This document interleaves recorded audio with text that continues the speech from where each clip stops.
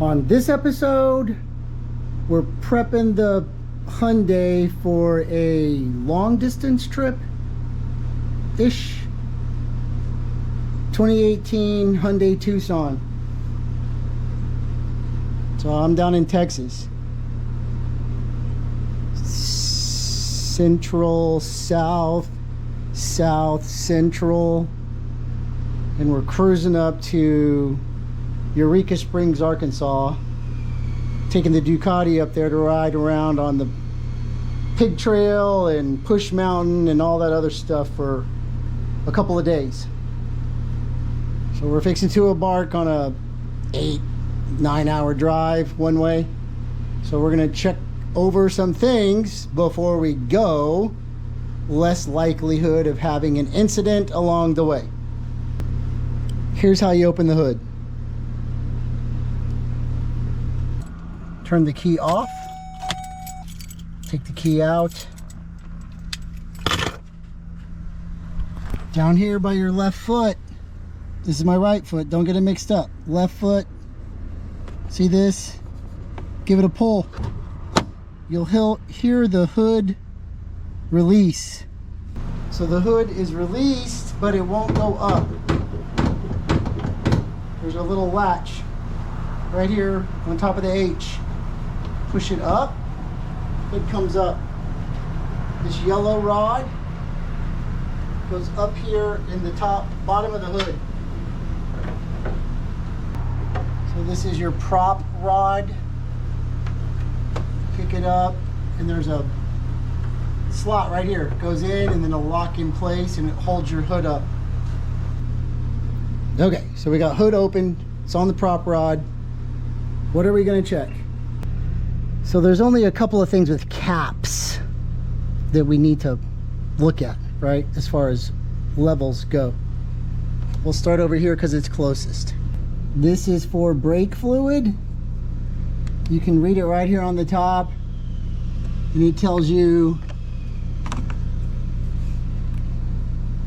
clean the cap, .3 or .4 only.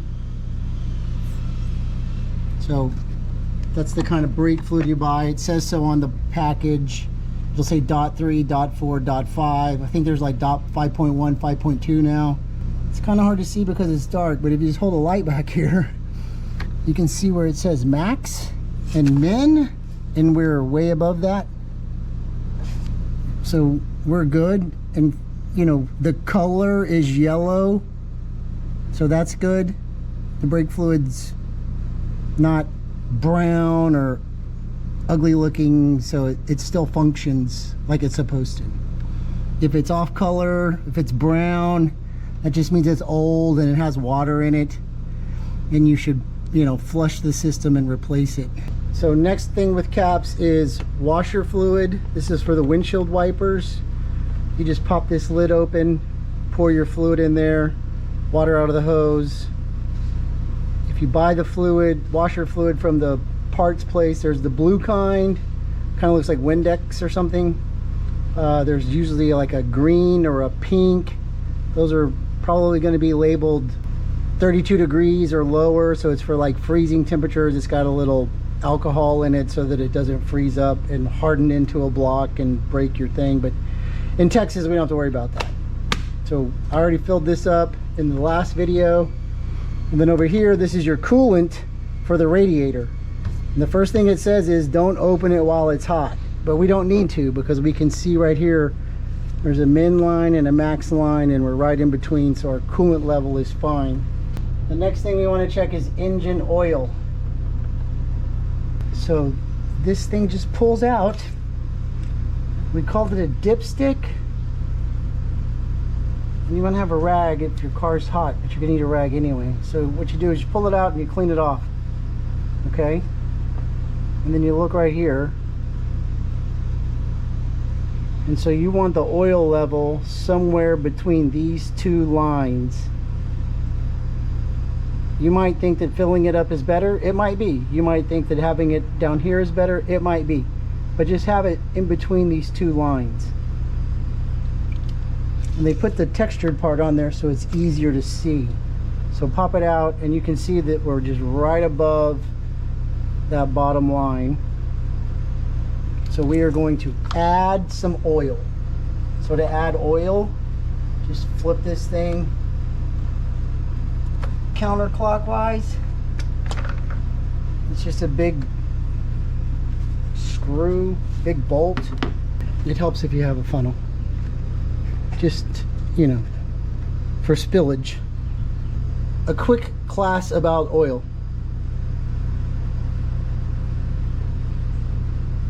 I'm pretty sure the last time I checked there were exactly 1 quintillion different types of oil.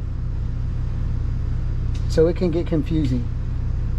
But it's not as hard as you think. When you go to the store, you're looking for motor oil. So that's where you start.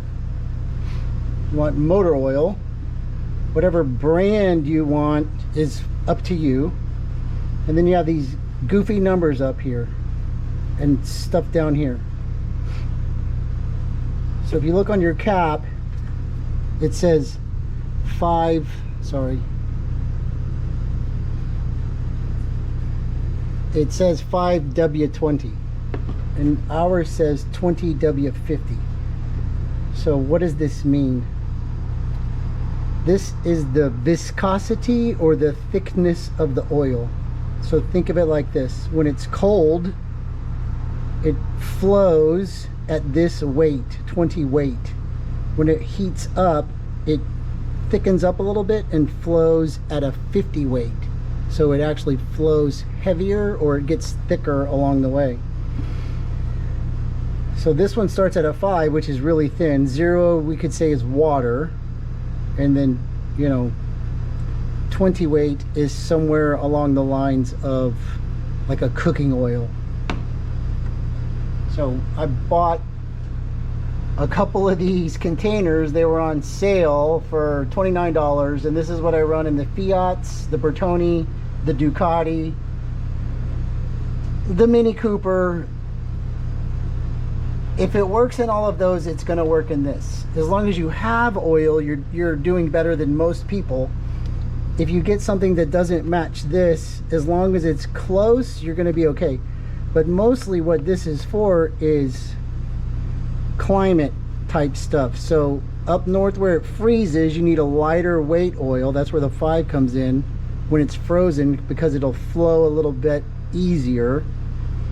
And then when it thickens up, once it's warm, it's up to this 20 weight. But down here in Texas, we don't have much of a winter, except for maybe 1 or 2 days a year, and then sometimes like a week or two.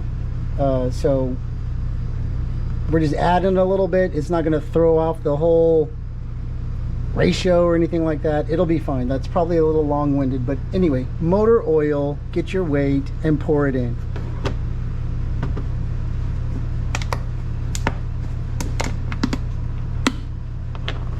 And so we're just going to pour in some because we don't know how much. It's just a random pour.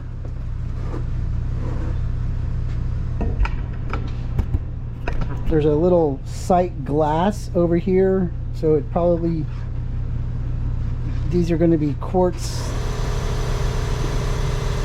Oh, sorry, compressor's on. Stand by. This side is quarts. This side is liters.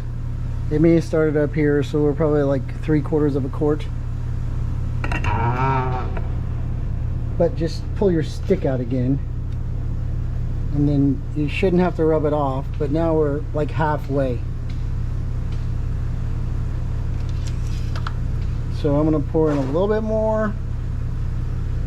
I'm the guy that goes on the a little bit more side, then a little bit less side when it comes to putting oil in there. Pull it out, give it a check. So now we're just right below the top, and I think that will be fine for the trip. So we can put the oil away.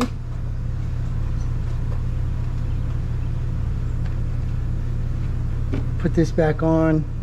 Just screws back on like a regular thing. and then it has like a clicker in it, and you can click it till it's straight if you want, or you could make it like this, but I don't like that. It's one click off, so now we got to go all the way around again like that.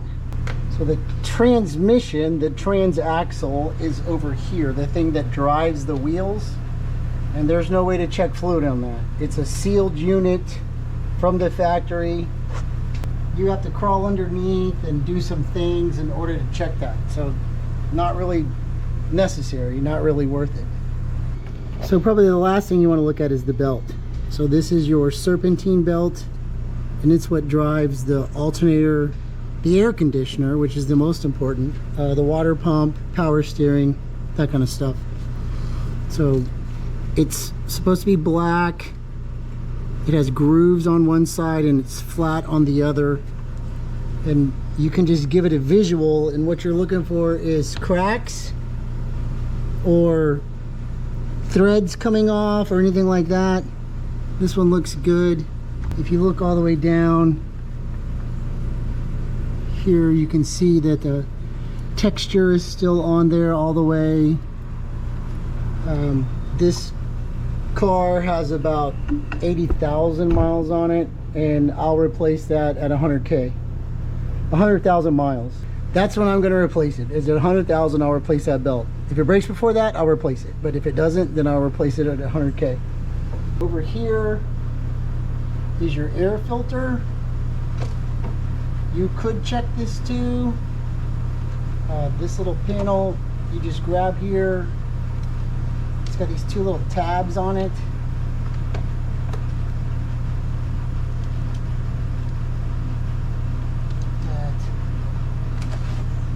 You just pull it out, and so this one's pretty dirty on that side, but on this side it's really clean. So you can see in here that there's debris and things. That's normal. The easiest way to check it is to hold it up to the sun and work through it. So it's pretty dirty. We should probably get a new one, but I'm gonna blow it out real fast.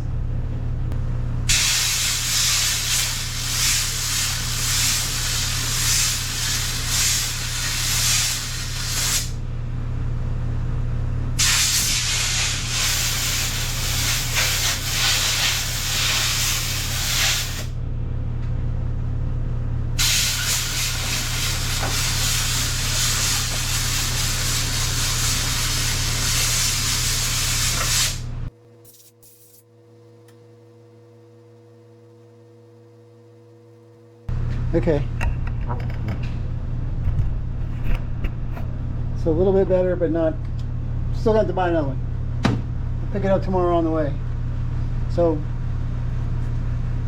I think when you buy the replacement, you keep these and they pop in like this. Then this is basically just for pulling it in and pulling it out. So it just slides in like this. It's only going to go in one way. Push it all the way down and then just flip this lid close. This lid has clippies on the bottom, and then you just push it here and locks into place. All of these other things are empty. These are just resonance chambers, so the only thing you have to worry about is this one. Car battery is under this. I have a video on that if you're looking how to change a battery. But that's it. So everything under the hood is done. We refilled this, topped this off, checked that, checked that, checked that. We're done. Okay. To take the prop rod off, push the hood up, and then it's going to pull out, and then it just clips down here. Bring the hood to about right here, and then just drop it, and it's closed. You give it a check, it's not popping back up. You know how when you're driving in the rain and there's people that just blow past you at 100 miles an hour? I mean, you got your wipers on, you can't see, especially when you get behind one of those big trucks and it's just throwing all of that mist at you. But there's always somebody that just like zoom, like they can see in the rain. That's me. I'm that person. And I'm going to show you how. It's not hard. Your windshield wipers are of little effect when you're driving fast in the rain or when you're stuck behind an 18-wheeler. What you want is this. This is Rain-X water repellent. This is the spray bottle. It also comes in a squirt bottle, but this goes directly on the windshield. I will show you. Okay, I'm gonna do a before and after. So here's the glass.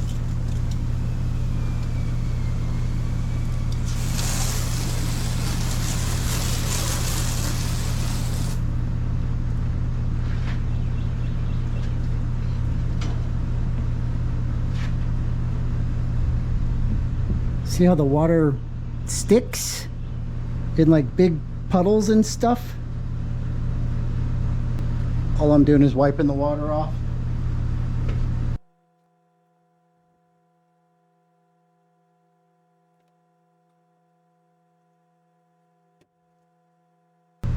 So clean rag, and now I'm going to clean the windshield. This is a Rain-X glass cleaner. It works just like everything else. Windex, whatever.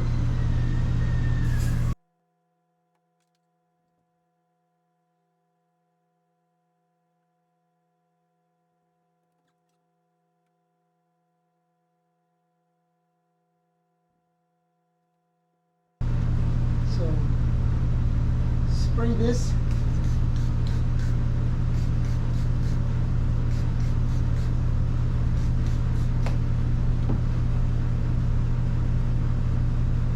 And I just take a little tab and we're gonna rub it in. Circles.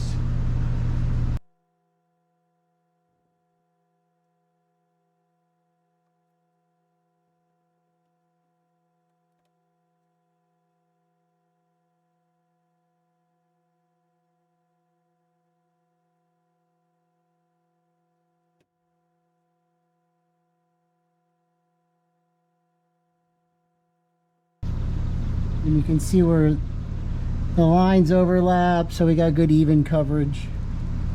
That's what I want. So a different clean rag, a new clean rag, and you just wipe it off.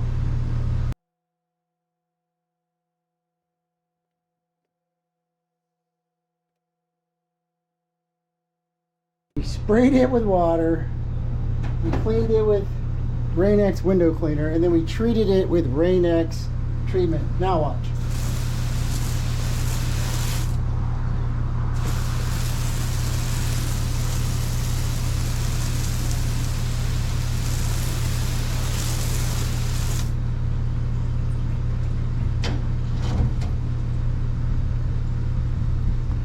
It just flows right off, and when you're driving, it's just going to go up and over your windshield.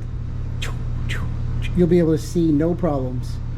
You'll be able to pass any 18-wheeler you want. You don't even need windshield wipers. When the water starts to stick again, clean it off, reapply just like we did, and you're good. Every couple of months, you're gonna have to retreat it.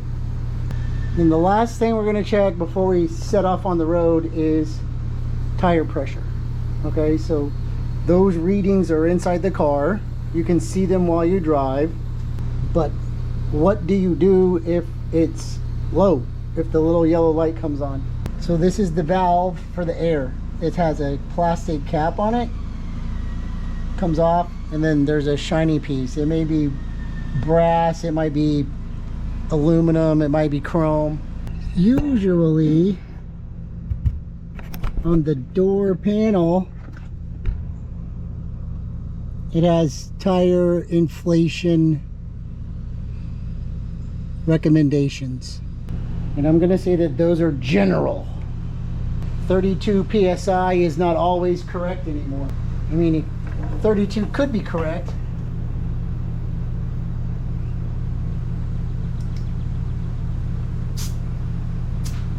And so we're at 35.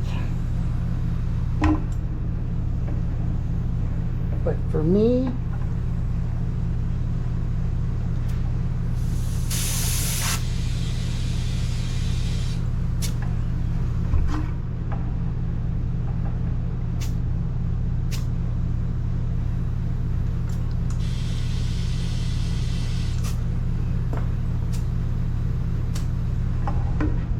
these big old tires, I'll put 40 in them. All the way around. And when you're done, put your cap back on, fill it up with fuel, and you're ready to hit the road. Thanks for watching. Y'all have a good day.